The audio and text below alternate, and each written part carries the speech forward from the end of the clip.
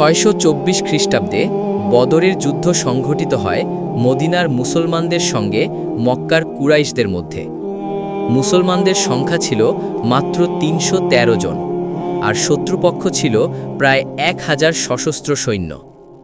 সেদিন মুসলমানদের কাছে ছিল না পর্যাপ্ত অস্ত্র, না ছিল যুদ্ধের প্রস্তুতি, কিন্তু তাদের কাছে ছিল অটুট ঈমান এবং আল্লাহর উপর ভরসা।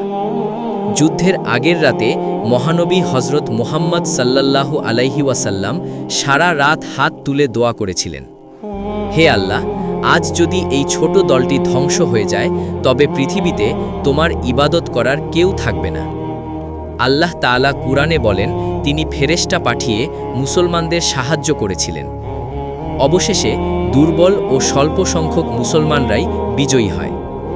এই ঘটনা আমাদের শেখায়, সংখ্যা নয়, শক্তি নয়, বরং ঈমান আর আল্লাহর উপর তাওয়াক্কুলই প্রকৃত বিজয়ের চাবিকাঠি।